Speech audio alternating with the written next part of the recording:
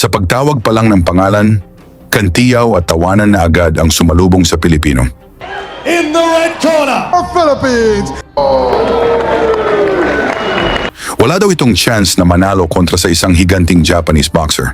Pero hindi nila alam, ang Pinoy na kanilang minamaliit ay may bilis at lakas na kayang magpatumba ng isang higante.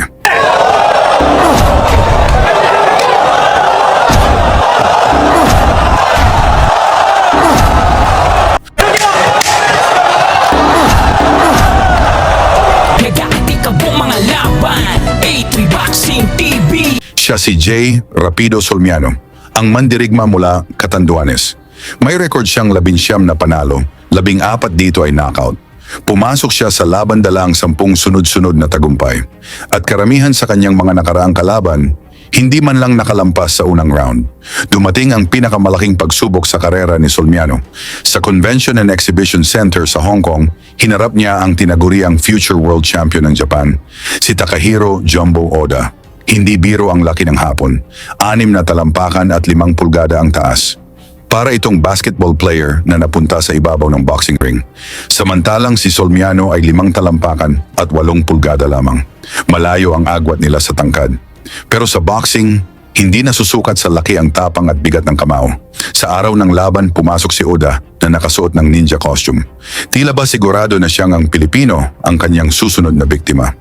Sa sobrang tangkad, isang hakbang lamang at nasa loob na agad siya ng ring. Nang tawagin ang pangalan ni Solmiano, umalingaw-ngaw ang kantiyaw at tawanan. in the red corner, Philippines. Minamaliit ang Pinoy. Halos walang naniniwalang makakaya niyang talunin ang malakapreng kalaban. Ngunit walang bakas ng takot sa mukha ni Solmiano. Nakangiti lamang siya dahil alam niya kung bakit siya naroon. Bago yan, pa-like at subscribe na lang kasama ang bell. Malaking tulong yan sa aming mga content creator. Pagtunog ng kampana, agad uminit ang bakbakan. Ginamit ni Oda ang kanyang napakalaking lamang sa tangkad at abot. Ngunit bawat paglapit niya, mabilis siyang sinasalubong ng matitinding suntok ng Pilipino.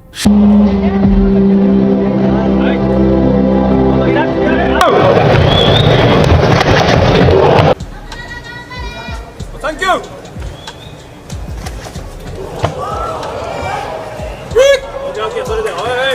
Ready, box. Is that your best?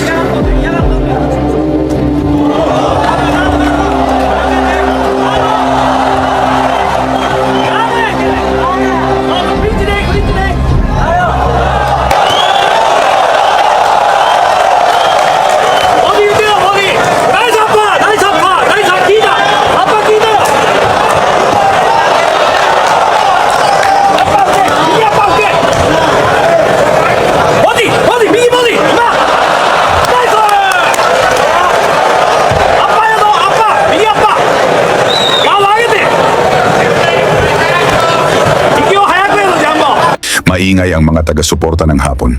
Buong tiwala silang magwawagi ang tinatawag nilang future world champion. Samantala, tahimik lamang si Solmiano. Nag-aabang, nagbabasa ng galaw at naghahanap ng tamang tiyempo.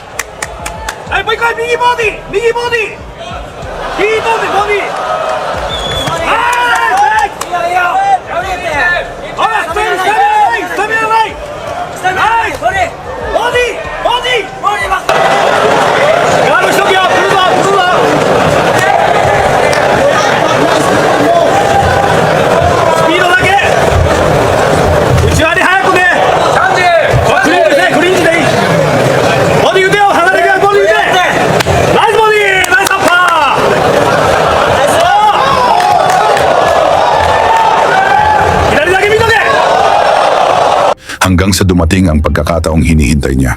Isang mabilis at malinis na kombinasyon ang pinakawalan ng Pinoy.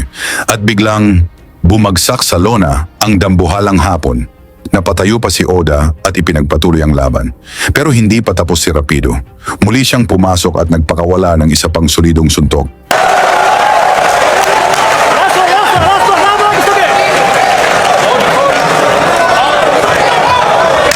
Sa ikalawang pagkakataon, bumagsak na naman ang higante. Hirap man, nakaligtas pa rin si Oda hanggang matapos ang unang round.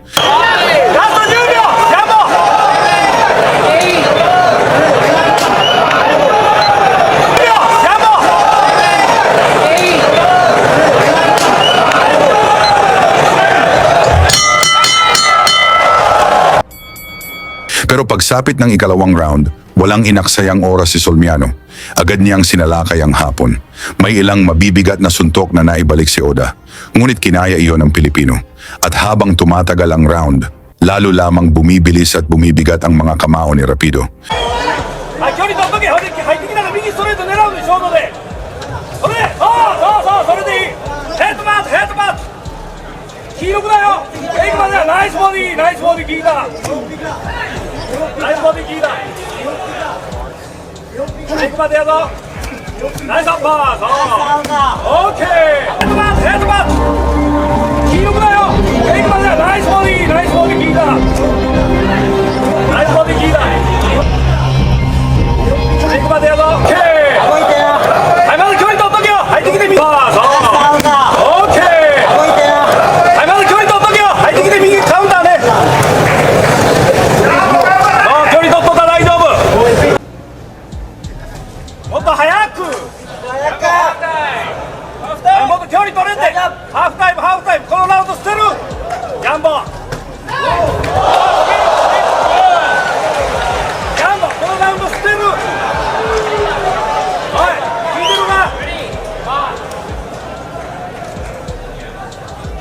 もっと距離取っとけ。入ってこられへんねんから、ちびやねんかお前。入ってきたら右ストレートや、もしくは右アッパー。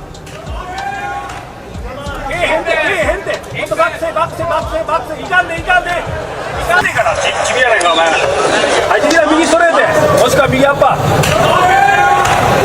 けえへんて。もっとバックせ、もしくは右アッパー。けえへんて。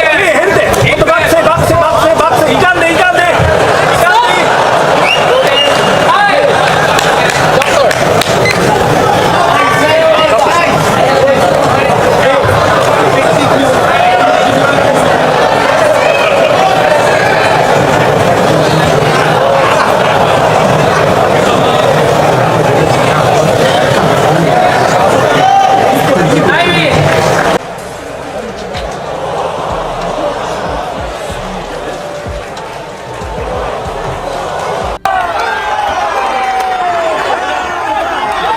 Sunod-sunod ang kanyang mga suntok.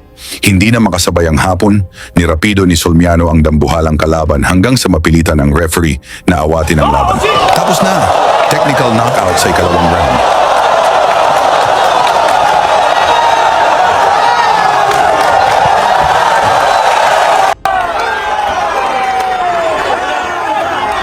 Ano ang masasabi ninyo sa ipinakitang performance ni Solmiano? Pag-usapan natin iyan sa baba, banggitin na rin ang inyong lugar para alam natin saan umabot ang suporta ng mga Pinoy sa ating mga boxers. Lagi niyong sundan, huwag magpapahuli. Pag-usapan ay bakbakan, balita niya at laban. Mga Pinoy na di nagpapagapi. Salamat sa mga suporta na lagi nandyan.